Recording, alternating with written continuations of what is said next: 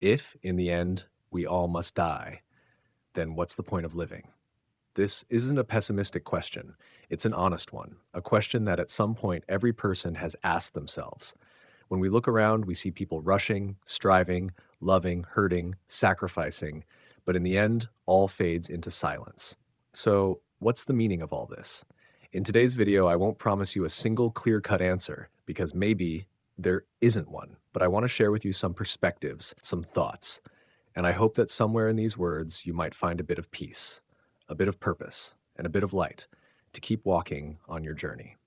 One meaning lies in the journey, not the destination. Have you ever read a book so good you didn't want it to end, even when you reached the final page?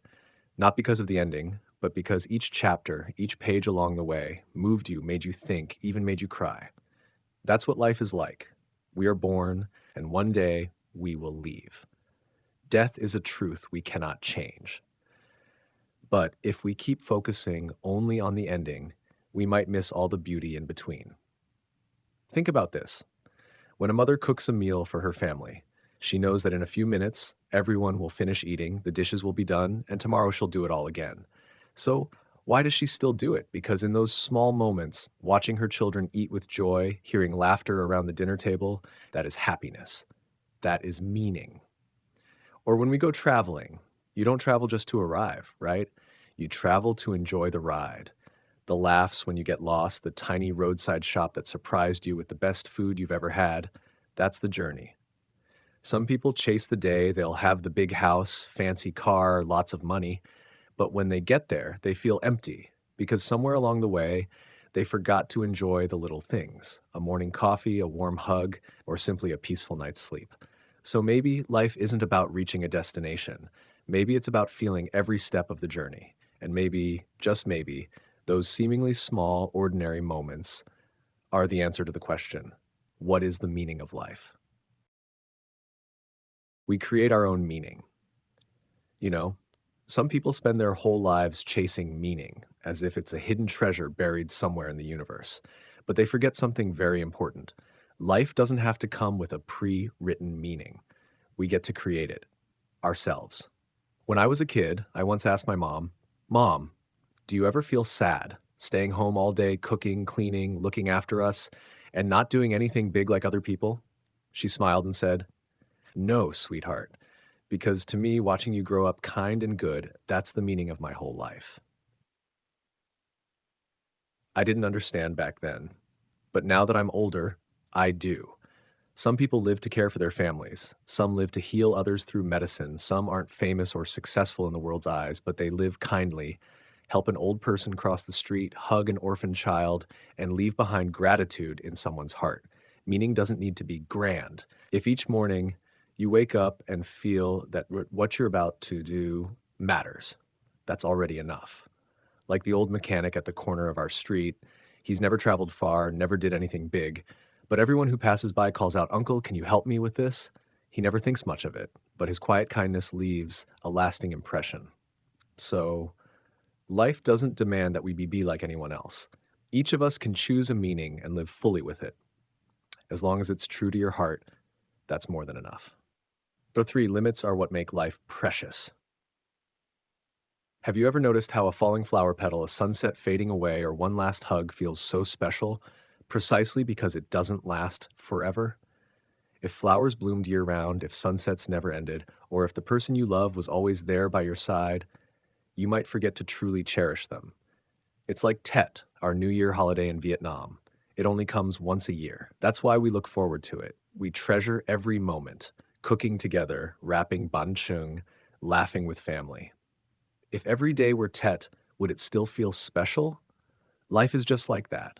Because we don't live forever, every year, every month, every moment becomes something worth living for. I remember once taking care of an uncle in a cancer hospital.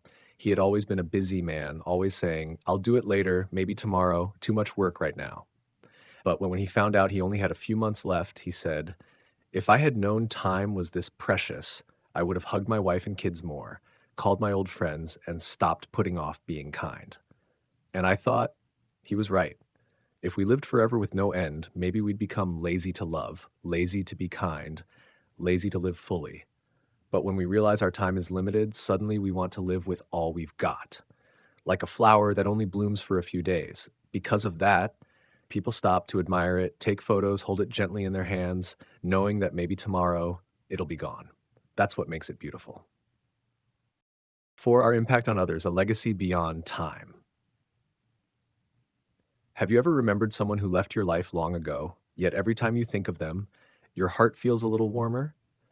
Maybe it was an old teacher who only taught you for a short while, or a neighbor from your childhood who used to give you guavas or candies, or maybe it was a friend who once said something that you still carry with you to this day. People don't live forever, but how they lived can remain for a very long time in someone else's heart. When I was in middle school, there was a classmate who struggled with his studies and was often teased. Our literature teacher never scolded the bullies or made a big scene. Instead, she quietly tutored him after school and made sure he sat next to the kindest classmates. Then one day, she spoke to the class. One day, each of you will find yourselves weaker than others. Don't look down on people because sometimes one kind word can help someone rise for a lifetime.